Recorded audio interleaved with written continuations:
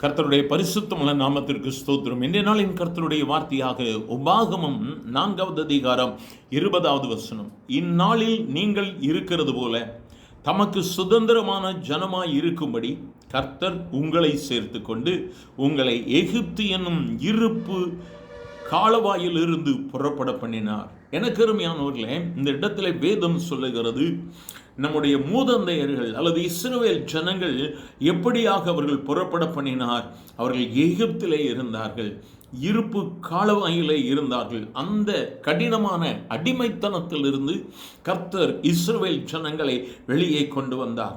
இஸ்ரவேல் ஜனங்களை வெளியே கொண்டு வந்தது மட்டுமல்ல, அவர்களுக்கு தேவன் அற்புதங்களை காண பண்ணினார். இந்த நாளில் நாம் அநேக காரியங்களில் உயர்ந்திருக்கிறோம், மேன்மை பெற்றிருக்கிறோம், செழிப்பை பெற்றிருக்கிறோம், நம் சுதந்திர ஜனமாக இருக்கிறோம். ஆனால் இது எப்படி நடந்தது? கர்த்தர் நம்மை அடிமைத்தனத்தில் இருந்து விடுதலையாக்கினார். இஸ்ரவேல் ஜனங்களை எகிப்தின் அடிமைத்தனத்திலிருந்து விடுதலையாக்கினார். ஆனால் நம்மையோ உலகத்திற்கு அடிமையாக இருந்த நம்மை, உலகத்தோடு கூட இருந்த நம்மை அந்த அடிமைத்தனத்திலிருந்து கர்த்தர் நம்மை விடுதலையாக்கினார். யாரை ஆராதிப்பது என்று தெரியாதபடிக்கு அடிமைப்பட்டு கிடந்த நம்மை கர்த்தர் விடுதலையாக்கினார். எதை செய்கிறோம் என்பதை தெரியாதபடிக்கு செய்து கொண்டிருந்த நம்மை கர்த்தர் வேறு விரித்து அவர் நம்மை தெரிந்தெடுத்தார். இந்த நாளிலும் கர்த்தர் ஒரு மேன்மைக்கு நேராக நம்மை அவர் வழி நடத்துகிற அவர் ஆண்டவராக இருக்கிறார். இந்நாளில் நாம் இருக்கிறது போல சுதந்திர ஜனமாய் இருக்கும்படியாக கர்த்தர் நம்மை சேர்த்து கொண்டிருக்கிறார்.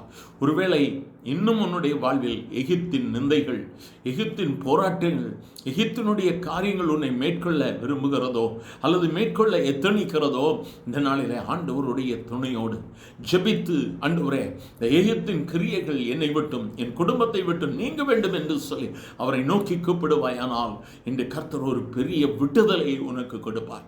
ஒருவேளை பலவிதமான பிரச்சனைகள், மன அழுத்தங்கள், வேலையில் பிரச்சனை, என்னுடைய பிள்ளைகளின் மூலமாய் பிரச்சனை என்று சொல்லி கலங்கி போய் இந்த வார்த்தைகளை கேட்டுக்கொண்டு இருப்பாயானால் இன்று கர்த்தர் இந்த நுகத்தை உடைப்பார். இன்று கர்த்தர் தம்முடைய மகத்துவத்தை வெளிப்படுத்துவார்.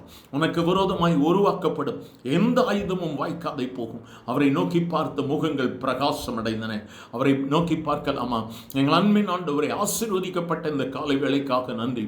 பலவிதமான பிரச்சனைகள், பலவிதமான கலக்கங்கள், சரியான வேலையில்லாத சூழ்நிலை, நிம்மதியில்லை குடும்பத்தில், பிள்ளைகளின் மூலமாய் போராட்டம் என்று சொல்லி கலக்கத்தோடு, எந்த கலக்கத்தோடு இந்த வார்த்தைகளை உடைய பிள்ளைகள் கேட்டுக்கொண்டிருப்பார்கள். ஆனால் எகிப்தின் நிந்தையை மாற்றி போட்டவர் இப்பொழுது அந்த குடும்பத்தின் மேல் இருக்கிற சாபங்களை கர்த்தர் உடைக்கும்படி நாங்கள் ஒருமனப்பட்டு ஜெபிக்கிறோம்.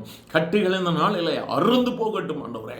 கர்த்தருடைய மகிமை அந்த குடும்பங்களின் மேல் இறங்குவதாக, பிள்ளைகளின் மேல் இறங்குவதாக, வேலை ஸ்தலத்தில் இறங்குவதாக, தொழில் ஸ்தாபனங்களில் இறங்குவதாக, தோல்விகள் இயேசுவின் நாமத்தில் மாறி போவதாக. இந்த நாளிலே கர்த்தர் கொடுக்கிற மகிமைக்காய் ஸ்தோத்திரம் ஆண்டவரே. உம்முடைய வல்லமை செயல்படுகிறது.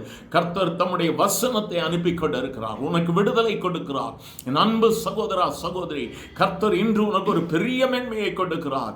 அவரோடு கூட இணைந்து கொள். கர்த்தர் உன்னை மேன்மைப்படுத்துவார். ஆசீர்வதிக்கிற தயவிற்காய் நன்றி. இயேசுவின் நாமத்தில் பிதாவே, ஆமென்.